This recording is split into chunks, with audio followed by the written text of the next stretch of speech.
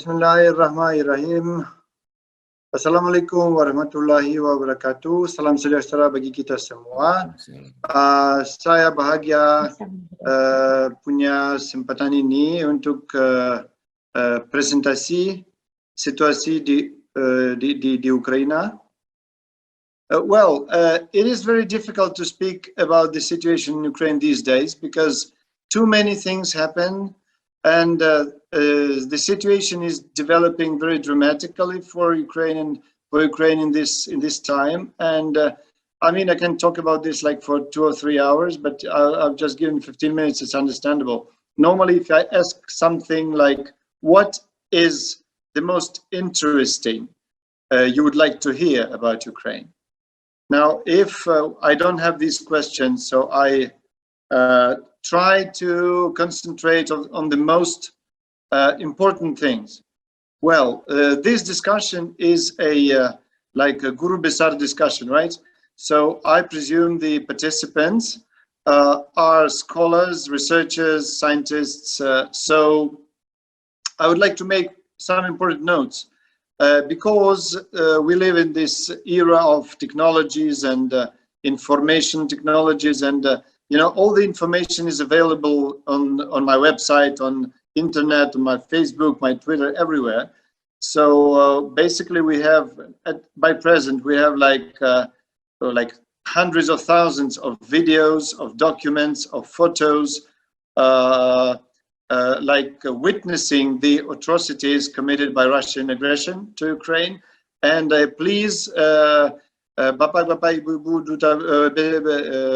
Guru, please do not use the word conflict, because it's not a conflict. Conflict is something when you have the two armies have a conflict.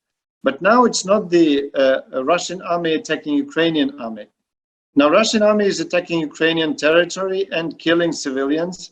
And among those already killed and murdered in cold blood by bombings, by missiles hits all over the territory of Ukraine.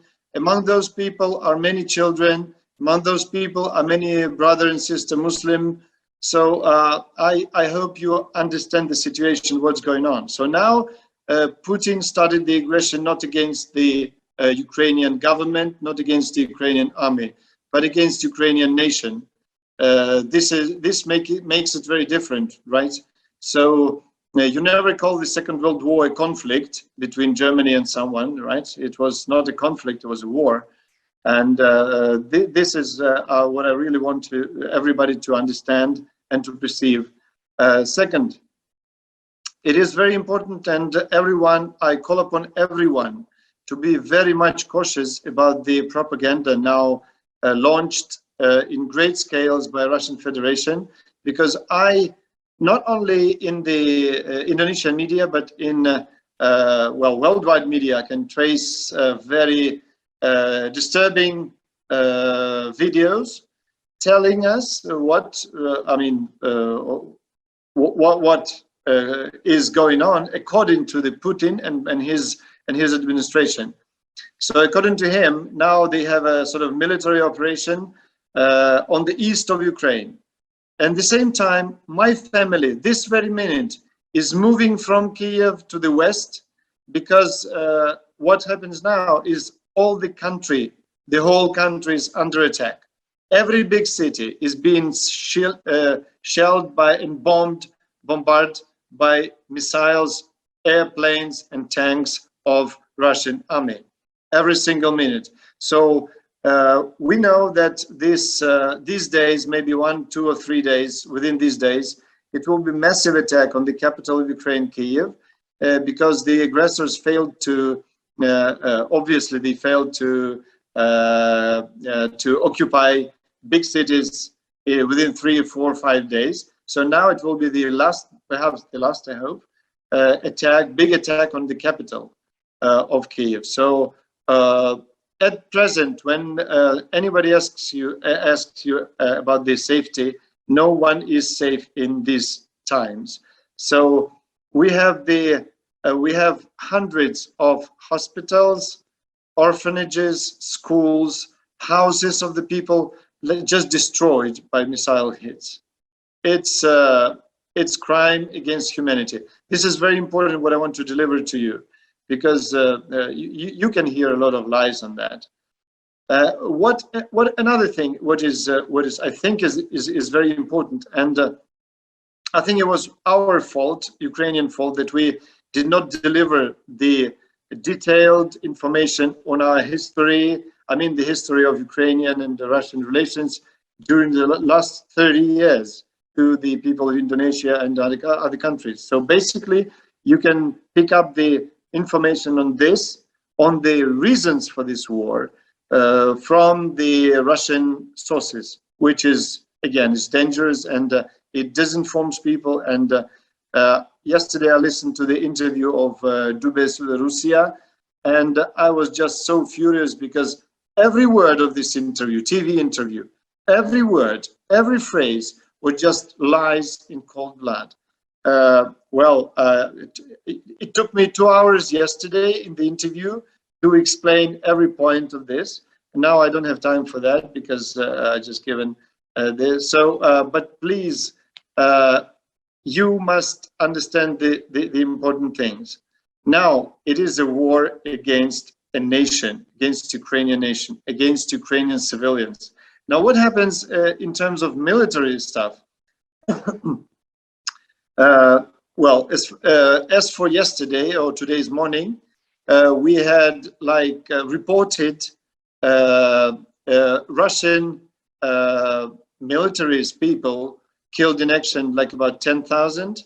Then hundreds and hundreds of tanks, dozens of aircrafts, etc., etc. So this is a massive war where Putin, in fact, already employed 150,000 personnel, military personnel. And today I had this interview, Putin's interview to the media, where he told that there are no young boys serving in the army. They didn't go to Ukraine. I mean, they just stay there, and only special forces patrol something in the east. In fact, the majority of guys died and captured by Ukrainian army are 19, 20 years old boys. Now today we also have this, again, I call upon everyone, just look at my website. There's a lot of information in Bahasa, translated and delivered. What is important now, the Muslim community of Ukraine, which is around 2 million people, now they formed the battalions who defend my country from the invasion, and also defend my country from the Muslim troops coming from Russia, which is outrageous also for Muslim people. This is it is very, very it is haram to kill the Muslim people in the invader, aggressor, and which is I was told by my Mufti of Ukraine, Mufti of Crimea, and they already filmed it and made videos, and I now share these videos with everyone on my Facebook, on my Twitter. Now, what else is very much important is that the situation in general is very dangerous, because at present 2 nuclear objects on the territory of Ukraine are under attack. Now, it is the nuclear power stations. One is the biggest in Europe, and one is the Chernobyl well-known station. So they are under control of the enemy, and if anything happens, it will not be just the local catastrophe, it will be global ecological catastrophe.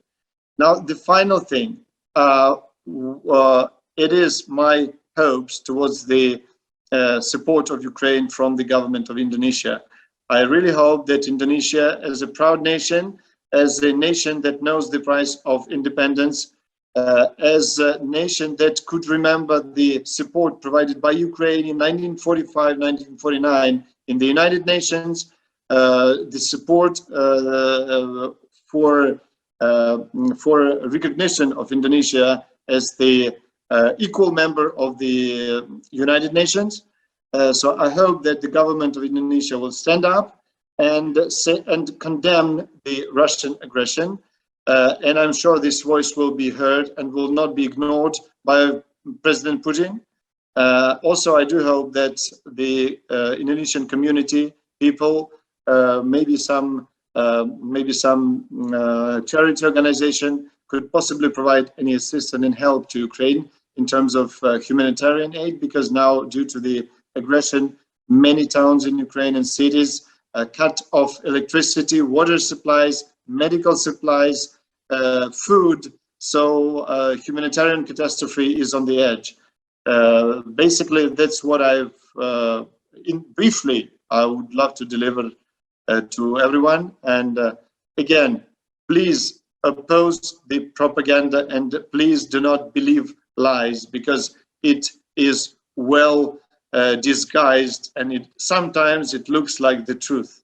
Terima kasih banyak Bapak-bapak, Ibu-ibu.